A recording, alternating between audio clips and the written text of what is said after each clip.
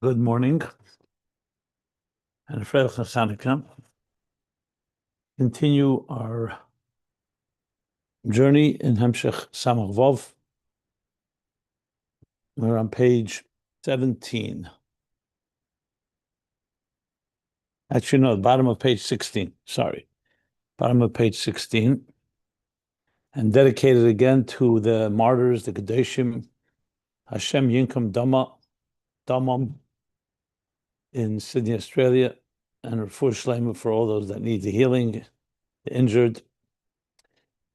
So the schus of our learning should merit, together with all the tehillim and the prayers that are being said all over the world, as well as the candles being lit for Hanukkah.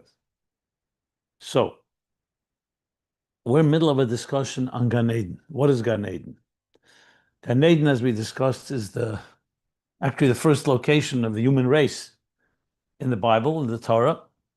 So it plays a prominent role, both in biblical times, as well as today, more in Ruchnius, the place where neshamas dwell. And that's where they experience the divine pleasure, the expressions nenim miziv Shechina. They take benefit from the reflection of the Shechina. They study Torah. Everything you hear about Gan Eden. Gan Eden is a Gan Eden Elyon, Gan Eden Tachten. Generally, that is the difference between Gan Eden Elyon is in Beriyah, Gan Eden Tachten is in Yetzirah. We're going to be learning more about that now. And so what we've so far learned is that the way the Torah describes Gan Eden is that there are actually a few components here. There's the garden, but the garden was planted Vayita Gan Be'Eden, in Eden, and there's a river that flows out of Eden that irrigates and waters this garden. And that's where Adam and Chava, the human beings, first humans, were placed to do their work.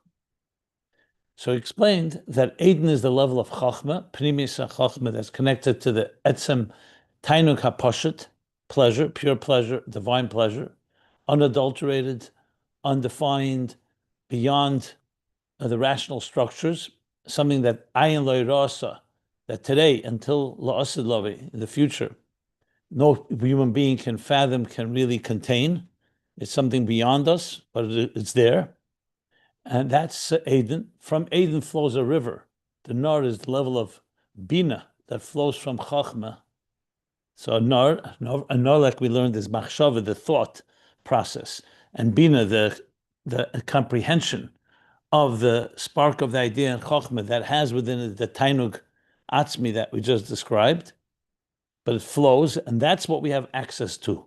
That river, in turn, Binah, Machshava, the letters of Machshava, which conceal the Etzem Koyach HaChochma, the very core of Eden, flows into the garden, and that's where the neshamas benefit from. So they do benefit from divine pleasure, but it's a reflection. It's traveling through a river, as we learned. So even though Machshava is higher than Dibur also concealed, but Dibur is a deeper concealment. And Machshava is still, but Machshava is still, the letters of Machshava still are a levush, a garment that conceal. And that, therefore, is the Nar Mafsik B'Mchinas Eden Lagan, the Nar, the river that separates between Eden and the garden. And that's the Gili that is what takes place in Gan Eden, the Ha'ara that comes through this river. So the river is Binah, drawing from Chochma of Atzilus, traveling through Atzilus, through Malchus, and ultimately into Beriyah, where Gan Eden resides, is in the world of Beriyah. And that is the process and the exact so-called geography, if you wish. Even though I always make clear we're not talking about mechanical, it's not physical, but nevertheless, there is a structure here. So now he's going to continue to discuss this level of Gan Eden. Now keep in mind, this is very important, that Gan Eden is in existence.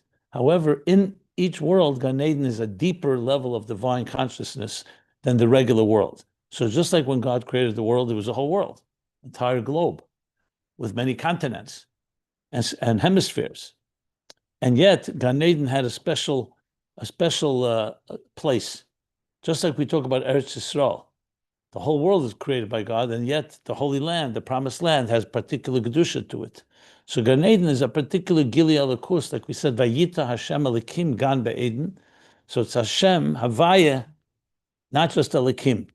So in existence itself, it's a higher level. Now, all this is leading, remember, that our Avodah in this world, in Tachtenim, in this lowest of worlds, allows us to access even higher than Gan Eden and all the levels of revelation, all the way to Eden itself, Ayin Le Rasa, what he called the Helema Atzmi, of the Tainug Atzmi Haposhet, the seamless pleasure that, and we'll of course get back to that a little later. So now he's going to elaborate a bit more on this Gan Eden, its uniqueness. So on one hand, there is a level of concealment because there's a river, the river of Binah, but at the same time, it is a level of revelation. So now he's going to ask a question. The question he's going to ask that we're going to learn now is, didn't we learn at the end of last Maimer, if you look on page 12, we learned that Gan Eden is a Gili of Atzilus. Now you're telling us it's a Gili of Beriyah, because Gan Eden resides in Beriyah, Binah Mekanano Bekursaya, Binah nests in the world of Beriyah. Binah rests in the world of Beriyah. Yes, it comes from Binah of Atzilus, but it seems that it's more of an Atzilus Dika Gilui. That's what it said clearly on page 12. When you look, Yita Hashem Elikim, he said, Gan Eden Meir Gilui Er HaAtzilus. So he's now going to discuss, is Gan Eden Atzilus or is it Beriyah? And the answer, of course, is that it's Atzilus within Beriyah, but a special flow from Atzilus into Beriyah. That's what we're going to discuss in today's class. So he's going to go dissect further what exactly is Gan Eden. So he says, V'hagamshin is bar, the new paragraph, 4 lines from the bottom of page 16. The pages can be found at samachvov.com. So he says, V'hagamshin is bar le'il. And though was explained earlier. And where was earlier? Page 12. I think they cited. Yeah, page 12. The Gan Eden Meir Gili Er Atzilus. That in Gan Eden radiates the light and energy of Atzilus. Atzilus is higher than Beriyah. So it's true, Gan Eden is in Beriyah, but it radiates Atzilus. Now you're saying that it's really going through the river of Binah that limits the flow. So he's going to explain, is it Atzilus or is it Beriyah? The Abilah Mekanana Batzilus. Abilah Chochma, which is Eden, it nests in Atzilus. But Kol Mokim, nevertheless, and this is the qualification and explanation. So yes, of course it originates in Atzilus. Everything originates in Atzilus, but it's being channeled through Binah of Atzilus. It's not pure Chochma of Atzilus. Like we learn Chochma, especially Primis Chochma, is beyond us. Binah is receiving from Chochma like a river receives from the wellspring, the Mayon, and so it's coming from Binah da Atzilus Levad. So that's the explanation. So what he said earlier on page 12, that it's Atzilus, now we know specifically it's Binah of Atzilus. So it is Atzilus, meaning it has definitely a divine experience coming from Atzilus, which is a godly, a divine world, a Lakus, but it's Binah, not Chochma. So in Atzilus itself, there's a difference. Chochma, especially Primis HaChochma, touches a much more core essence level. Binah is already the comprehension of it, and as we said, comprehension right away, as soon as something is comprehended, something comes into letters of thought, it's already a diminished flow. It's internalized, it's on our terms, but you can't call it an atzmizdik experience. It's already coming into the parameters and containers of our intelligence, and parameters and containers of letters and words. So it is a flow, it's flowing from there. So as the river is flowing from Eden, it is a river that originates in Eden, but it's not Eden in its pure form. It's flowing from there. Now he's going to go and discuss a little more detail. What exactly is this river? And before we continue, let me just give a small preface. So remember we said that this river then splits into 4. So there's the river as a one river coming from Eden. Then that river will then split into 4 rivers. That the Torah, the Chidekel, and the other rivers that the Torah enumerates. And so now he's going to explain what is the difference between the single river and the split. And he's also going to explain the difference between, therefore, Gan Eden and the other parts of existence that are not Gan Eden. Because Beriyah, remember, not all of Beriyah is Gan Eden. Gan Eden resides in Beriyah. It's a special place, just like Gan Eden resides in this world, one particular location. So we're going to go now into more detail of understanding the different levels. But let me say this again, also as a preface. These are all words that I'm saying right now. In order to personalize this more and relate to it more, you have to always find examples within our own lives. So let's just briefly overview. If you were to ask the question, what's the difference in Atzilus and Beriyah in a psychological level, on a consciousness level, and something that we can relate to? Obviously, we're not neshamas of Atzilus. We're not expected to be 24/7 like the Oves, the patriarchs, complete channels of godliness. We have a Yetzer Hara, we have plenty of our own agendas. But when we have an Atzilus experience, how would you distinguish between an Atzilus experience and a Beriyah experience? Is anyone willing to volunteer to try to explain the two in your own words? I will obviously weigh in, but just to hear if anybody, how would you explain the difference in Atzilus and Beriyah? Not getting now into Yetzirah and Asiyah. So it's two obviously spiritual experiences, but what would be the difference? Anybody? I mean, it's not a quiz or a test. You're not being judged by this, but maybe somebody wants to say something about it. Anybody? Any thoughts? Okay. Fine. I thought I'd try something new. So here's how I would explain it. I mean, there's many ways to explain it, but one of the ways is keep in mind, for an example, when we daven every day. So davening, the shachris, the morning prayer, is divided generally into four sections. They correspond to the four rungs of the ladder that Yaakov dreamed about that we read it a few weeks ago in the Parsha. So it's a ladder, sulam mutzavarza, that stands on the earth, and reishe magia shemaima. And the top of the ladder reaches into the sky, into heaven. So it says this sulam, one of its meanings is that it's prayer. Sulam is called prayer. And prayer has four rungs. They're explained in two different ways. The first rung is birchas hashachar, basically the morning blessings that we say, moda'ani and all the blessings, up till haidu. Then comes psuka de zimra, second section, haidu baruch shama, excuse me. Then comes the third section, shema Yisrael, va'afta, and the fourth would be Shemona Esrei, the Amida, the 18 blessings we say every day. Four sections. Sometimes it's broken a little differently, but that's not relevant to our discussion. So prayer, therefore, is a journey. You're climbing a ladder from earth to heaven. What does that mean? Simple English.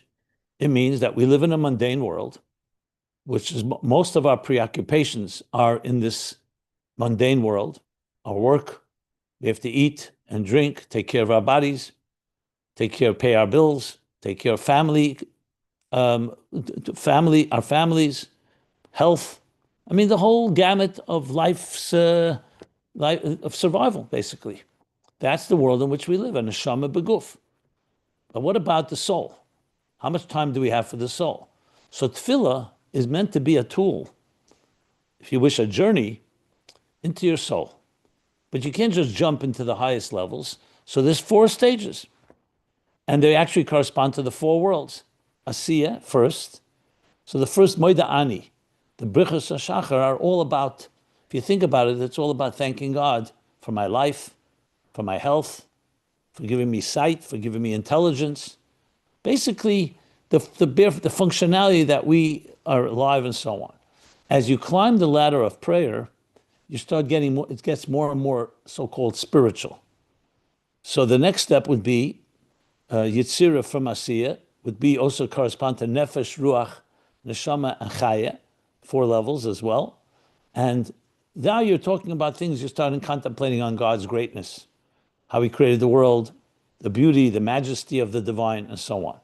When you get to Shema, now you're talking already Beriyah. Shema is Shema Yisrael Hashem Elokeinu Hashem Echad. We're not talking about the world. We're not talking about our needs and our thanking Hashem for giving us and sustaining us. We're talking now about the unity of the divine. So Shema is an experience where you're no longer thinking about how the divine relates to you, you're thinking about the divine, the unity, the integral unity that exists. What does that mean in simple English? That your state of consciousness, you still exist, obviously. It's Shema Yisrael Hashem Elokeinu, and it's Hashem Echad. Echad is made up of one, Aleph. The Ches is 7 heavens and earth. And the Dalet is the 4 different directions: east, west, north, and south. So you're looking at the world and seeing it as all pieces of a divine puzzle, a divine unity. But it's still on your terms. And it leads you to a love of godliness that instead of focusing on the mundane world, even the God that creates the mundane world, you're focusing more on God. But it's not the highest level yet. Shemoneh Esrei is a total bittul. That's why we stand.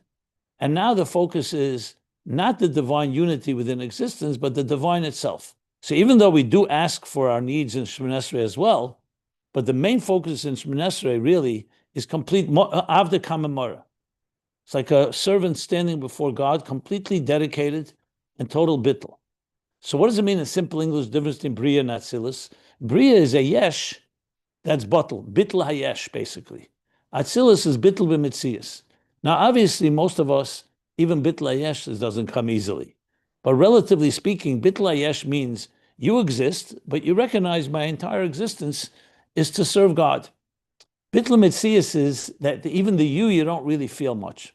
Is those moments like we talked about being in the zone where you completely feel seamless. You're just completely a channel for something greater. Now, this doesn't come often, but there are times in our lives, magical moments. It could be at Ne'ilah Yom Kippur. It could be at the wedding of your child. It could be at the birth of a child. Moments where you just feel a certain egolessness and you just feel completely encompassed by God's presence. So finding an example of that in your life, and everybody's can find examples like that, is like an Atzilus Dika experience. Beriyah is more of an experience on your terms, but yes, you're dedicated, but you're there. You're an existing entity. Like the difference between, it says, the difference between fish in the sea is Atzilus, and creatures on land is more Beriyah. Why? Because in the sea, the fish are completely absorbed by the sea. They're completely aware of only one thing, the source of their lives. It's more like Shabbos. Weekday, you could also be buttle. Your work is l'shem shamayim. You do your work, you give charity, you're doing it all for God's purpose, but you're working. You are involved in the mundane world. Whereas Atzilus, Shabbos is more of an Atzilus. You're not involved in the mundane world as much as possible. Work all the lamates malachas. So that's one example. So when we talk about now Gan Eden, what does it mean in our lives? Gan Eden is somewhat of a bridge between the two. Because on one hand, it's an existing entity. On the other hand, it's flowing from Eden. It's flowing from Chochma. Chochma is more Atzilizdik. Binah is more Beriyah, as we learned. Binah nests in Beriyah. So basically, if you want to apply this in our personal lives, you have to just find examples of Atzilus and Beriyah or Chochma and Binah in our lives. What's the difference between Chochma and Binah? So I remember hearing from Mashpim, Chochma is, we spoke about the spark of an idea. And Binah is the elaboration of the idea. But what does it mean in levels of bittul? Chochma is the idea. Binah is I understand the idea. Ich verstehe. I understand. Ich nehm dem Inyan. In Yiddish. I contain, I absorb the idea. Chochma is the opposite. The idea absorbs you. Not I understand it, but the idea is allowing me in. So what dominates? In Chochma dominates is the divine idea. In Binah dominates me understanding that idea. So there's a me, there's a self. So Binah and Chochma subtly is the difference in Atzilus and Beriyah. That's why Chochma nests in Atzilus and Binah nests in Beriyah. Because subtly, the difference in the cognitive level between Chochma and Binah, one is more ayin, koyach ma, remember ma, more bittul, and one is more yesh. They're both connecting to the divine, but one is I understand, or does the idea is understood, where the I is less significant.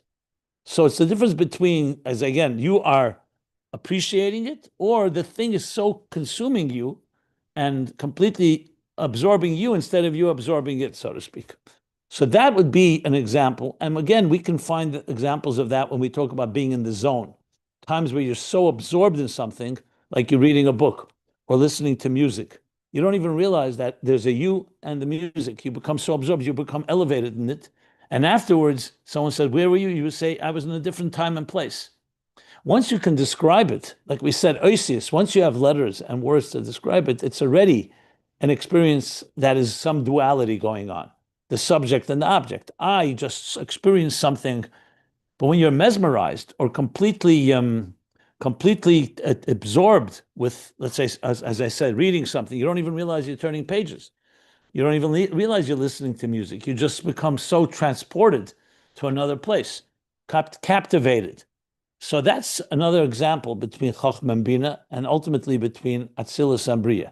So Neshamas and Gan Eden, as we're going to learn, have very deep divine experiences, but there's still some yesh there, meaning there's some self. Whereas in Atzilus, pure Atzilus, Chochma, especially Eden, the level of Ein Lo Rasa, there's no sense of a Metzias. Not that you're annihilated, it's just that you're not focused on self. The self is completely absorbed in something higher. I've described sometimes Chazara, when we was to memorize as a Chazer the Rebbe's talks. I had to be completely absorbing what the Rebbe was saying. I could not be thinking on my own, so to speak. How do I understand it? How do I explain it? How do I fit it into other ideas that I already know? That's already a Beriyah experience. An Atzilus experience is like a fish in water. All you do is absorb the water that you're engulfed in, that is completely encompassing you. So that's some language a little to give a sense of these levels. The Rebbe Rashab doesn't explain it in Avodah as I just did, because he realized that we learned it either elsewhere or we can explain it between each other.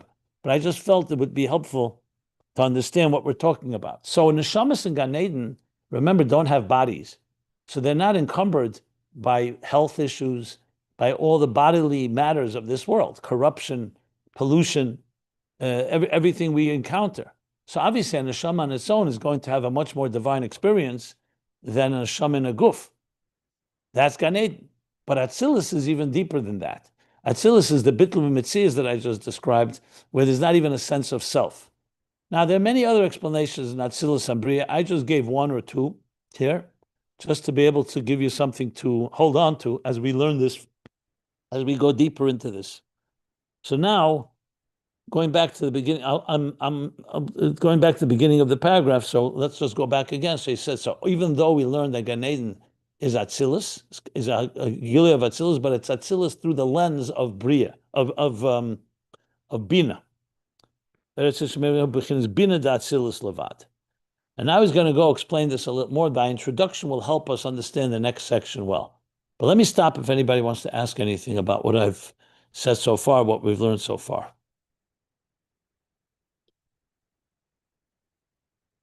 Okay. So now he continues. He says, "V'yesh leimer." So one more little introduction just to introduce. He's going to talk now about Gan Eden. Remember, Gan Eden is in Beriyah, Gan Eden Elyon, but there's also the concept of Atzilus within Beriyah. Is Gan Eden the Atzilus within Beriyah? Interesting question. Because on one hand, you could say, yes, it's Binah of Atzilus as it nests in Beriyah. But the fact of the matter is, when we say Binah nests in Beriyah, it's the whole Beriyah, not just Gan Eden. So he's going to distinguish between Binah of Atzilus as it nests in Beriyah in general, and the Beriyah and Binah of Atzilus as it nests specifically in Gan Eden, and they're not the same level. So we're going to talk in Beriyah itself several levels. That's what he's going to discuss now. And my introduction, I think, will help us understand that better, as you'll see. So it says, V'yesh leimer. That means this is the Rebbe Rashab saying this on his own. The Bezei Yisrin, P'chinas Hagili de Gan Eden, this is the advantage of Gan Eden, the revelation in Gan Eden, the Gabi Gili P'chinas Atzilus Sheba Beriyah, compared to the Atzilus within Beriyah. Remember, every world has the other worlds in it. So there's Beriyah, and there's the Atzilus within Beriyah. So you would think maybe that's Gan Eden. He says, no, Gan Eden is even higher than that. So in Beriyah itself, you have Beriyah, you have Atzilus within Beriyah, and now you have Gan Eden within Beriyah. We're going to learn what the difference is now. The Harigabi v'nohar yotze. Now he's bringing us back to the pasuk. The verse in Bereshis, which is being dissected here by the Rebbe Rashab, remember, says a river ran from Eden. No yotze me Eden lahashkis esagan. A river flowed from Eden to lahashkis to irrigate and water the garden. But then it says umisham yeparid. Umisham yeparid. So when it talks about the river, yes, it begins as a single river, but then the river splits from there into four. Yeparid is means pirut, separates. So like one river flowing, and then it branches off into four rivers. What does that signify? So he's going to explain that signifies the division and the diversity from Achdus to Ribui. So we talked about Hashem Echad, divine. In Atzilus, we're going to learn, radiates pure divine unity. Yes, there's a Chochma and there's a Binah, but like I said earlier, all the Chochma and Binah and Das and Chesed, everything in Atzilus feels it's part of one organism. What organism is that? The divine organism. It's like when things are completely seamless and unified, even though your body has many parts, but it's one you, one seamless entity called you. The you is made up of parts. In Beriyah, you already feel the parts. Remember we spoke about, let's say, the example of the fetus in pregnancy. One cell, upon conception, everything is concentrated as one. It later will split off as the cells split. It will split into 2, into 4, into 6, into 8, and 16, and so on. But it begins as one. So now he's going to talk about this. What happens is in the process, from Atzilus to Beriyah, we're going to see how it goes from Achdus to Pirud. And that's what the Misham Yeparid is. It's saying it begins as one river, but then that river splits into four in order to create the distinction of this world. Because if you didn't have the Pirud, you wouldn't be able to have a multitude of creatures and species in this universe. You'd only have one. The fact is the world is made up of millions and billions and trillions and zillions of parts.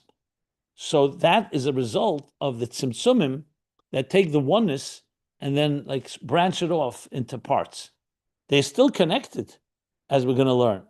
And our job is to connect them. So when we look in a world like ours, a fragmented universe, you could say, 1 second, what does one thing have to do with the next? What do the trees here in New York have to do with the birds in Australia? The answer is they are part of one symphony. They are part of one tapestry. That's part of our avodah when we say Hashem Echad, Shema Yisrael Shem, is to unite everything under the banner of the oneness of God. But the split began in the river, when the river split into four, and basically the four are going to be the four worlds. Atzilus, Beriyah, Yitzir, Asiyah, but Atzilus has one of the four worlds, as we'll soon learn. So that's what he's going to now discuss, the Misham Yeparid, and with that he's going to explain the difference between Gan Eden and Beriyah and the Atzilus within Beriyah. Okay, so he says, Misham Yeparid, V'hainu, what does that mean? That the river split into four. Kamoishe b'chinas Binah, mislabeshes b'malchus, mislabeshes b'biyah, nasa b'chinas Pirud. So Binah is the river. It flows from Chochma, but it's a single river. Binah is taking the ideas and even the pleasure of Chochma and channeling it into words, machshava, like we spoke, into understanding, comprehension. But it's still connected to Chochma, so there's still a unified comprehension. But then Binah continues to flow, the river continues to flow and manifests in Malchus of Atzilus, and then in Biyah. And there it splits into parts. That's the Pirud. That's what the pasuk means. And if you think about it, the verse actually, as I mentioned the other day, why do we need to know there was a river? Why do we know the river splits? Is this some type of geographical GPS that God is simply telling us?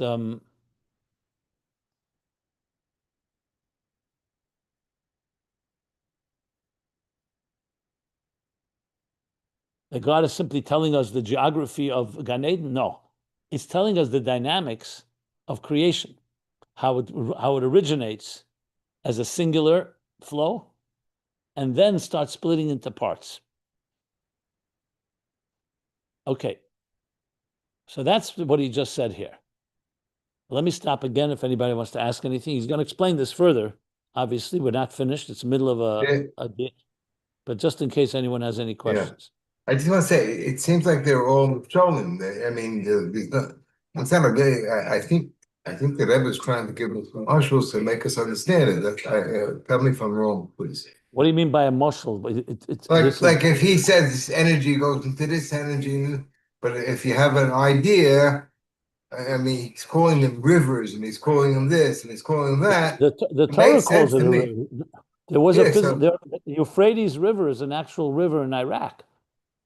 but it's not going through the Euphrates River. It's going through it's going through spiritual states. Yeah, And he but wants to, I but think. everything in the physical world originates in the spiritual world. Not just this, everything. So Israel. if you look in Israel's the a country. One Euphrates second. River, you're going to see something special besides water and When you fish. look at Israel, do you see anything special? I don't know. When I go there, I sort of feel different. Okay, those that are spiritually sensitive maybe feel something. You're saying we may not be spiritually sensitive. Do you feel something when you go into Shabbos different than on Friday? Sometimes you Yes, do. yes, Sometimes you don't. yes. Mostly, Okay, yes. so you know Right. what? So maybe if you went to the Euphrates River, you may be able to feel something. Okay, maybe. But I understand what you're saying is a classic question. When you see fire, do you feel gvura or you feel fire? When you see water, do you see the water or do you see chesed? This is basic. This is everything in existence. You're asking something about everything. The goal when you learn Chassidus is to look at the physical world and start seeing its spiritual counterparts. The Baal Shem Tov said that when you see water, you should say the Baal Shem Tov said that when you see water, it's a siman bracha. Most of us look at water and we either take a drink of water or we go swimming or we like the sight. But if you look with more sensitive spiritual eyes, you start seeing there's more to it. So it's both physical. The physical is a keli, a physical garment. Let me ask you something. You look at me right now. Do you see my neshama or my body? What do you see? So you don't see the soul with your eyes, but what's animating me and what drives me is my soul. The body is just a vehicle. So that's basically the point. The river in Gan Eden was a physical river that split into 4 rivers with names, actual rivers. We know where they are. Those rivers are nishtalshel is the word. They evolve from, just like our 10 faculties evolve from the 10 spheres, which evolve from Asiya, which from the 10 spheres of Yetzirah, the 10 spheres of Beriyah, the 10 spheres of Atzilus. So everything in this world is a product. You can say a package of spirituality. When I cry and you see tears in my eyes, you know the tears reflect a certain sadness or tears of joy. You don't see the sadness, but you know the tear is just a keli for the sadness. That's how you have to see it. So the nor that went out of Garden of Eden, from Eden to irrigate the garden, is representative in the physical world of the level of Binah, which in turn splits into 4, which is what we're discussing here. So this is a general principle about everything. Everything in the Torah is Ein Mikra Yesim B'Dei Avram Avinu lived. He was a physical man that lived 175 years old. He lived 175 years. Yitzchak lived 180 years. But they also embodied, Avram was walking chesed. He was chesed of Atzilus on earth. And Yitzchak was Gvura of Atzilus on earth. And Yaakov is Tiferes of Atzilus on earth. Okay? Thank you. Good. If I understood correctly, you actually explained wonderfully how we can distinguish between Chochma and Binah. As you said, Chochma is coming to us. Binah, we gain it. We possess it. And from this point of view, when you said Chochma and Binah links from the very beginning in Kesser. Yes, it's still Chochma has a links to Binah in Kesser. If that is the case, I didn't if that discuss that is, at all. That's a whole other discussion. yes, They I originate from understand. Kesser, but it's a different discussion. I wouldn't go into that right now. It'll just complicate matters. Oh, okay. Okay. Thank you. Everything originates from higher levels. That's a rule. But here, yeah, okay. I Good. just want to say one thing. We used to catch something that come up to us, and we don't know where it came from. And right away, we can elaborate on that. As I understood, Chochma Bina links at that point is very close. It's not diluted. As for another case might Yeah, but be that's not relevant that, here at all. We're not discussing that at all here. okay. You're going now away from the themes of Samach. It's just, I think it's not for this class. That's a separate discussion, how Chochma and Binah are where they're rooted and whether they're close or not close. Here, there's a very clear distinction between Aden, that's inaccessible because it's imperceptible, and Binah, which is Nahar, the river, that is comprehensible, that draws in a diminished flow. That's all that's relevant here. Anything else is just going to be confusing in my mind. It may be on your mind, but I wouldn't get into the. It's just gonna. It's distracting from the theme here. Okay. Okay. So now he continues. Going to the next page, 17. So he says, so that this river now, this one river from Binah, is now splitting in Malchus and then into Beriyah, into splits, divides. Avol kamoshi b'Atzilus. But the way the river is in Atzilus, Yetzik Siv. It says Yetze. B'li pira de hefsek. It's one river. It's not Yetzim, it's Yetze. It's running from, it's flowing from, without any separation, without any interruption. So basically, the river, as it originates from Chochma and Atzilus, is one flowing river without any division and split at all. The Yesh Leimer, and now the Rebbe Rashab explains, the Yesh Leimer, the Zeu Kamoisha Meir Be'elam Abriya, Nasa Bebchinas Pirud, that when we say it's already divided into parts, that's the way Bina of Atzilus is already radiating in the world of Bria. There becomes split into parts, into four rivers. The Efsher, and now he adds that Zehu Inyan Heicholos Mudurin the Besefer Shalbeinim Sham. You remember in the previous page, closer to the top of the page, he brought chapter 39 in Tanya. So I don't want to go into details right now, but there, when he discusses this topic about neshamis, so he says neshamis, when they're learning Torah and they're serving Hashem, they elevate into Atzilus. But the neshamis themselves remain, Cheicholis Umudirin literally means chambers and entities. A mudir is an area, basically. And Heicholis is a chamber. So he's talking about the chambers, plural, in Tanya. He says, Yashlemer, Efsher, he says, maybe you can say, this is already where the river has become into parts. So there's now sections. So we know in Beriyah, there are different departments. You could have different levels in Beriyah. So there's already distinction. It's not all under the influence of the unity of the one river as it is in Atzilus. Aval began Eden, and here's the distinction. So in Beriyah, there's already period. There's already separation. But the Gan Eden Meir bechinas Bina kamoishihi yetze me'Eden bli shum period. So now he's adding that in Gan Eden, even though it's in Beriyah, Gan Eden Elyon is in Beriyah, but it has something unique.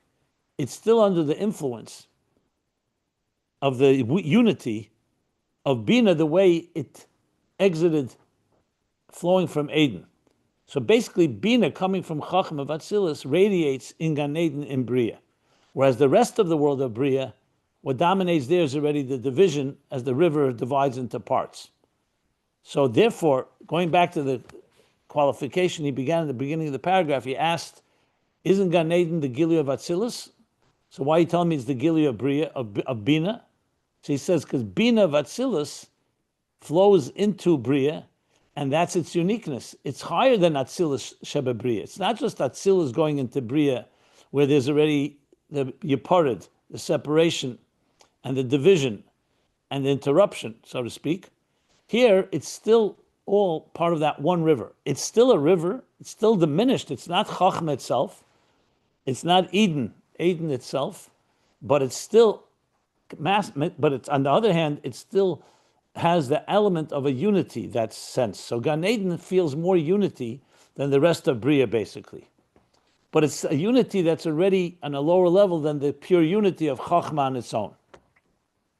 That's essentially what he said here. And then he's going to bring now proof to this from a Zohar. He's going to quote relatively quite a few lines from a Zohar Parsha Noach that discusses this. So in simple terms, it comes down to this. In a pure Atzilus, Chochma of Atzilus, unity is the main thing. Everything is part of the divine. It would be like somebody who's so committed to their job that even though your job can entail many different details, but you feel only one thing, that you're fulfilling the desire of the master, of God. So you may be doing many different mitzvahs in the day. They're very different, but they all are united by one thing. You're fulfilling what God wants you to do. It's like a soldier in the military. It doesn't matter what the specifics. Whatever it is that God wants me to do, I do. That's pure Achdus. Then there's a focus on the details. So you'll have, for example, I've mentioned this a number of times, this example. The king will have his second in command, let's say, his chief of staff. Maybe that's a better example. Chief of staff is only one job, to direct every department to do what they have to do. But the chief of staff's job is just to get the Ratzon HaMelech, whatever the boss, whatever the king wants done. Then the chief of staff communicates to the head of every department. There's the Department of Agriculture, there's the Department of Treasury, there's the Defense Department, there's the on and on, of Commerce. Each of them are focused on their particular, the head of Agriculture shouldn't be involved in the military, and the head of Defense should not be involved in the Treasury. They all have their roles. So in the context of the divine, the same idea. There's one God created a universe, created existence, and wants it all to be, it's all manifesting God's unity. But he wants distinction. Dira b'tachtenim means there are distinction. So therefore you have to have different worlds. There's Beriyah, there's Yetzirah, there's Asiyah. That's the Mesham Yaparid. That's where it breaks down into different departments. So the question is, what's dominating? So in Chochma Atzilus, the unity is the main focus. Binah is carrying that unity and starting to draw down into structure. Then it comes down into actually, Binah would be like the chief of staff in this context, and Chochma is capturing the Achdus of the Melech. And that Achdus comes into Binah. Binah then will instruct and break down the instructions to different departments. That's the Mesham Yaparid. So you have Beriyah, the Pirud in Beriyah, that's Atzilus within Beriyah. Gan Eden is still connected to the message as it's coming from Binah, the singular unity that's coming from Chochma into Binah. So it is going into Binah. It's still not the Etzem. It's already in Binah, but it's still a unified, you feel the unity within it all. Whereas in Beriyah, without, not Gan Eden, lower than Gan Eden, the distinction becomes more prominent. And this will continue to devolve or evolve into more and more distinction. Like we spoke about the cells as they split. They begin one cell upon conception, then it splits into 2, then into 4, then into 8, until you have 75 or 35 trillion cells in an average human being. So what happened is a singularity has split because we need to have a diverse universe. Now the goal is to reverse the process and reveal the unity even in the details. That's ultimately the goal, and that's what we achieve that down below. We reach all the way back into Eden, into Chochma, into Tainug, all the way to Nesava Kodesh Baruch Hu, the desire of God to have a dira b'tachtenim, a singular dira, one home, in tachtenim, loshen rabim. There you're going again, echad and pirud. So this is a central theme in all of Judaism and all of life. It's about bringing unity into our diverse lives, recognizing the harmony within diversity. Now, diversity can become division and divisiveness.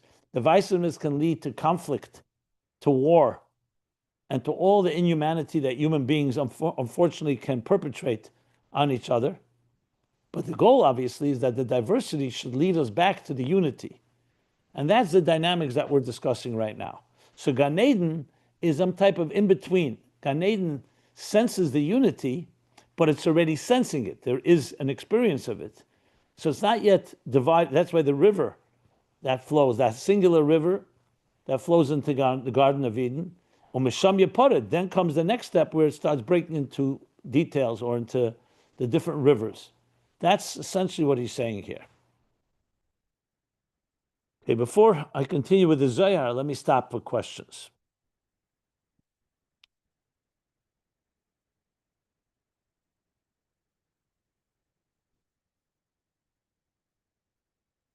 No questions? Okay. Rabbi Jacobson, I have a question. I don't know if it's even appropriate to answer it at this juncture or not. But it says, Latid La'avo, when Mashiach comes, that river, the Euphrates, is going to split into 7 branches. How does that would be a different reality than it is right now in the context of what we're talking about? The split into seven is not the split into the 4. There's the opposite. We learned earlier, that's parting of the sea that you can access and cross, like the parting of the sea by after they left Egypt. So that's opening up the channel that separates. The river is what separates between the wellspring of Eden and the garden, right? So the parting we learned on page, this was back on page 15,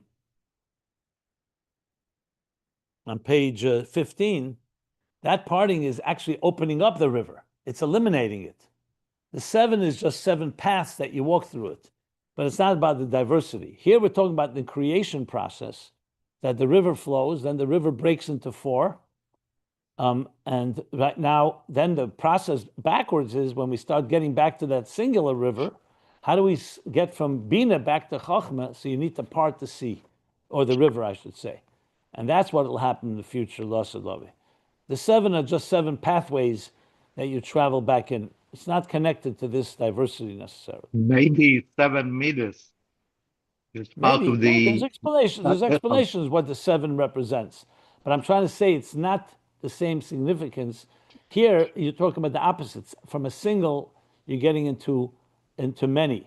Here, for the other, by the parting of the river, in the future, you're going from the many to the single. The sea is parting in order to get us back into Eden. Thank you. Yeah. Okay. So let's learn now the Zohar. He's going to bring a Zohar. The end of Parsha Noach is a Zohar, Daf Ayin Dalet Amud Beis, page 74b. V'zel l'shene, actually bringing the language of the Zohar.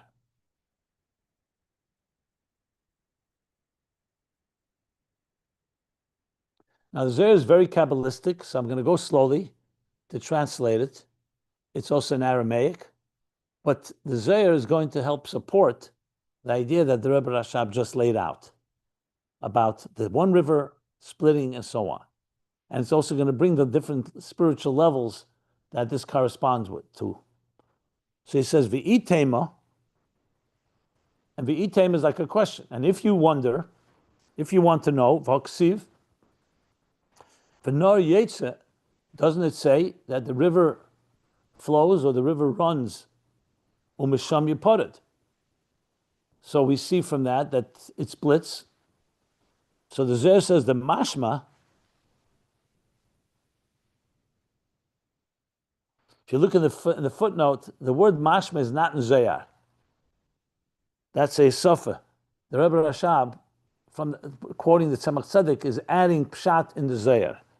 The mashma, yenki mahagan. From the Zayar is mashma, from the way he's asking the question, it's mashma that this pirud is nursing or drawing from the garden.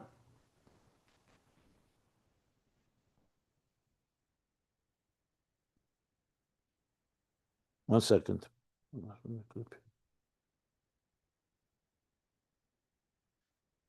She malchus, that's the level of malchus. Ubetecha ha'oraz b'chinas bina. So we learned before that malchus of Atzilus is drawing from Binah, has the reflection of Binah, and that's nikra pirud.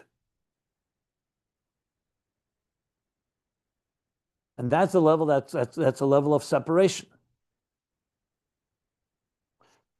So which one is it? Is it unified? It says on one hand Nor Yetze, which is one river. On the other hand, it says Misham Yaparid, it breaks into parts. And what that means is that's mashma that in Malchus, which has within it Bina, that's where there's pirud. So the Zohar says Einachanami, both are true. There's a level of unity and there's a level of separation. Vadei hachihu. That's back to the Zohar. It's certainly that way. The kivan the natli mitaman have a pruda, being that it receives from the original river, then have a pruda. That causes it to separate into parts. The kad inun knishin taman liyonkele have a pruda. In other words, once it's drawing downward, that's when it's separate. But as long as it's connected to the source, lo have a pruda. So what the Zohar is explaining is that these two stages of the river, where it's one or not, it depends which level you're talking about. Once it's drawing out of there, meaning it's exiting, it breaks down into parts. But as long as it's connected to its source, then it's not separate. That's the Zohar. So you see clearly the Zohar explaining the pasuk the way we just learned it. That there's a stage where, like in Gan Eden, where the unity dominates, and then as it comes downward into Beriyah, that's when it splits into parts. But now the Rebbe Rashab is going to bring from a commentary on the Zohar. Upiris b'Zohar Chama. Zohar Chama is a commentary of the Ramaz of Kabbalim of the students of the Arizal. They bring down b'Zohar Chama here. He brings so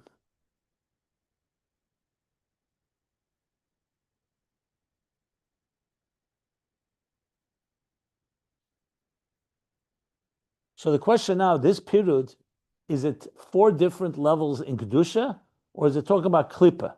That's the question. If you look in the footnote, they make it clear. So you could define that period, we know Klippas, in Kedusha, everything is united in holiness.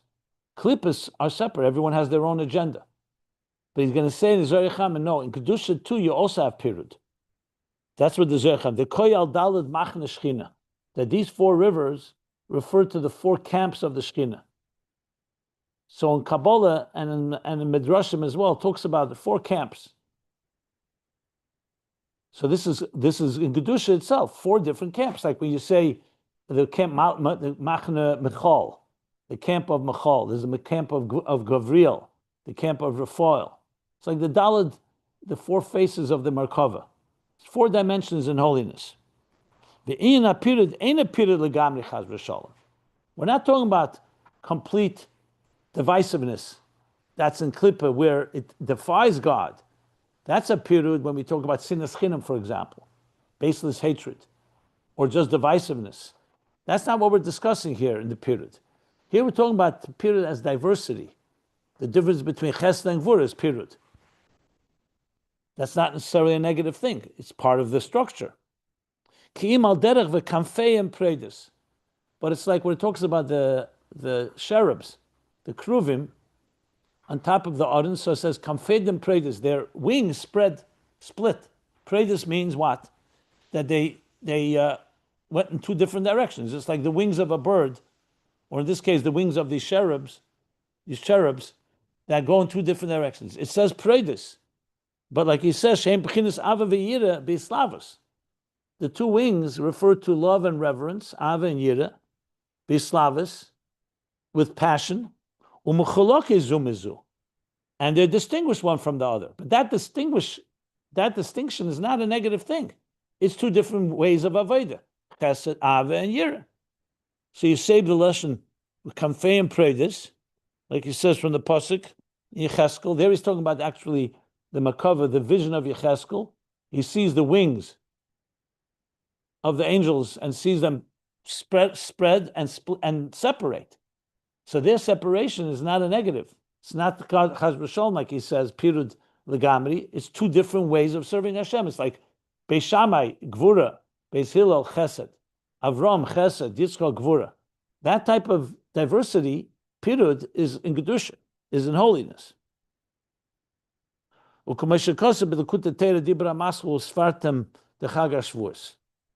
he writes and explains in Likutei Torah, Maimer of Shavuos v'Sfartem, because there's also Sfartim in Parsha Emer. That's why I think he says the Chag HaShavuos. So basically, the Zohar is coming to support what we've been learning, that there's two stages. Well, there's more than two, but generally, there's Binah. As the river flows out of Chochma, it's still one river, where there the Bittul dominates, and that creates a unity. Then in Beriyah, it splits into four, through Malchus, and then into Beriyah, splits into four, but it's not necessarily a negative split. It's a split of Kedusha. And now you see the difference between Ava and Yira, and so on. The parentheses is going to discuss a little more about this distinction between unity and structure. But if you understand what's going on here, he's really giving us the dynamics of the infrastructure of Ishtalshalos here. Gan Eden is higher than Pirud. It's still under the influence of the unity because it's still connected to the Nor. That's the meaning of the river flowing out of the Eden. So it's still one river. So in Gan Eden, you sense more unity. In Beriyah in general, you sense more distinction. That's to sum up exactly what he said till here. So maybe I may stop here, maybe not. Let me see if there are any questions. He hasn't finished with the Zohar, I see. There's still more in the Zohar. Go ahead. Any questions?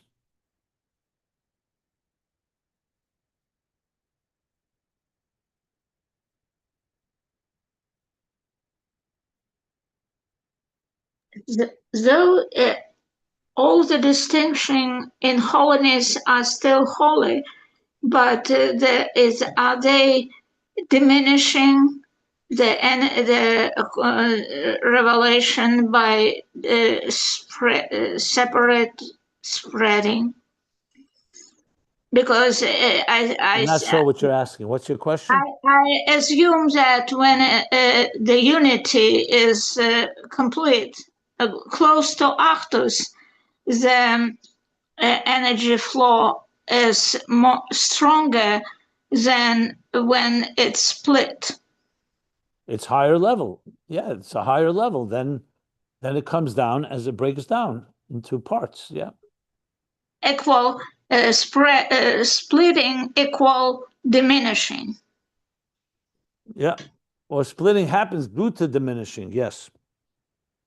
Thank you.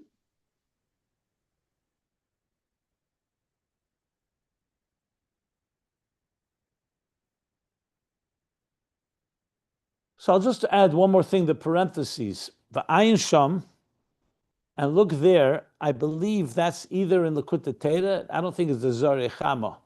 It's probably the Likutei Torah. Okay, so now he brings, I have to give a little introduction for the next line. Another place where you see a split and a unity is, you know where? Our voice. sound, the sound that comes out of our voice. You ever think about it? That there's really two things happening when you speak. Well, more than two, but in general. There's the sound itself, like I do ah, but it's not broken into any letters and gutturals. It's just ah. It's like when you say aleph or hey.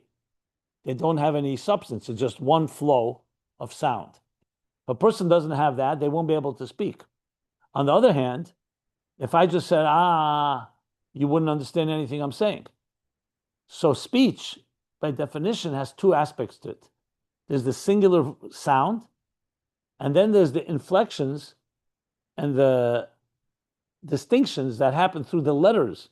So it's like when you play a flute, you're blowing through, or any wind instrument for that matter. You're blowing, you need to blow into it, but then you need to control the sounds that come out. That's through either touching the different holes and spaces and so on. So he's going to explain now that the voice, you also see these two things. So what we call it that they're hey mitzois hapeh.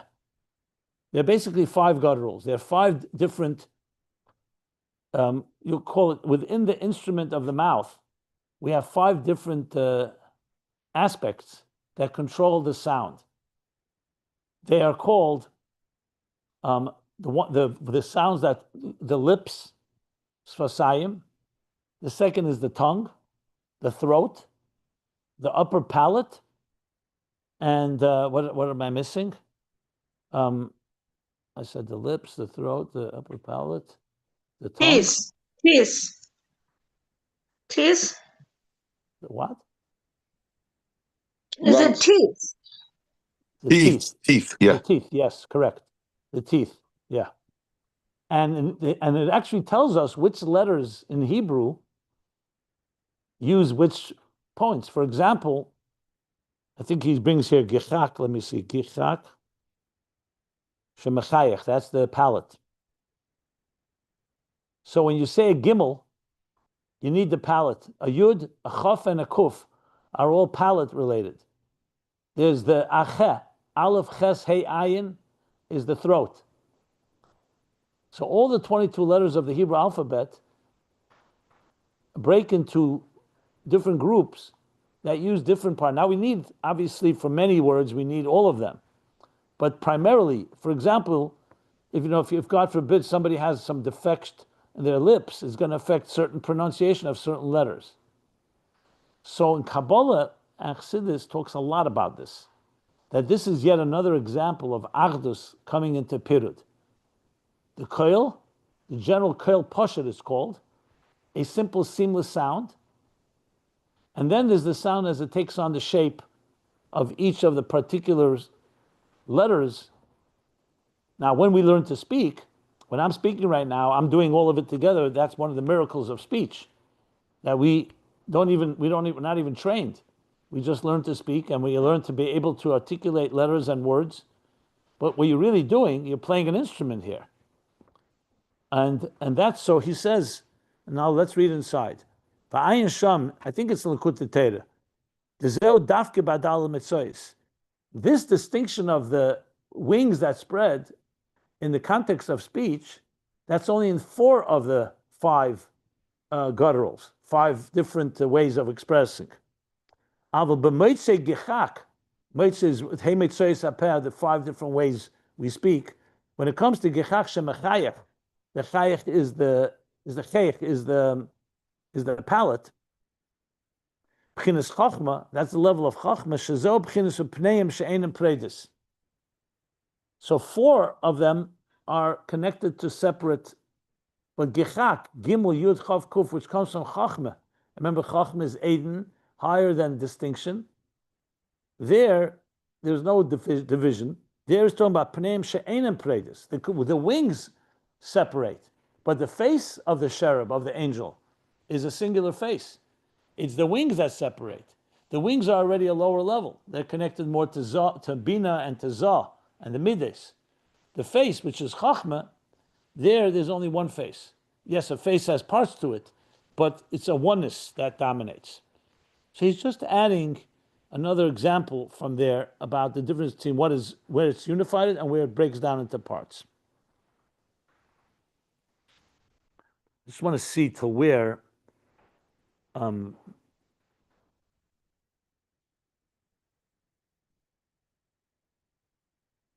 Emasai. Now the Zohar, I'm just going to read one more line from the Zohar Echamad. I want to just finish this piece. The Emasai, and when is it this way? The Zohar Echamad Why says, Gihak Chochma? what? Why is Gihak Chochma? I think it's explained in that the Chayach, the Chayach is connected The to Chayach. Chochma. I don't remember now exactly why. I would have to look it up, to be honest. I'm not sure.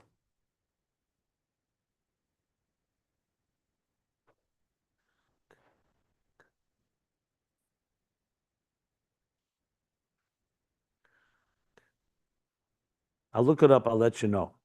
So now he finishes. The Zohar Chama concludes. So when is it separate? When is it one? He says, Kad natlin mitaman, goes back to the Zohar. When it's receiving mitaman from its original source, that's when it's, no, I'm sorry. No, my mistake. Not the mitaman, when it's flowing outward from the source, that's when it separates into parts. But these daled machnas, when they're still connected and bound to the Shechina, and he says in the footnote, Shechina is the Gan, the garden, Eina nefrodim. They're not separate. Elakulam biyichud echad. They're all united as one. So you see from the Zohar and the commentary, the Zohar Echama, this idea that there's two stages. There's how they're still in a unified state and how they start splitting into parts. And we'll stop here. Then he's now going to explain that that's what Gan Eden is. Gan Eden is under the influence of the unity. It's higher than just Beriyah in general, where they're already splitting into parts. That's what he's going to say here. And we need both, obviously, because we need to make a dira b'tachtenim. We need to make a one home for one God in a world of diversity. So here we have some of the levels that help us achieve that. I'll stop here, middle of page 17. Are there any other questions?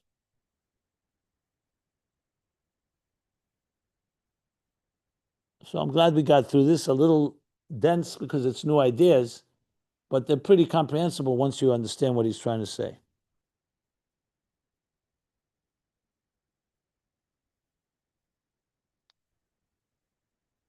Okay. So we'll stop here, middle of page 17. Yeah, let me stop the recording.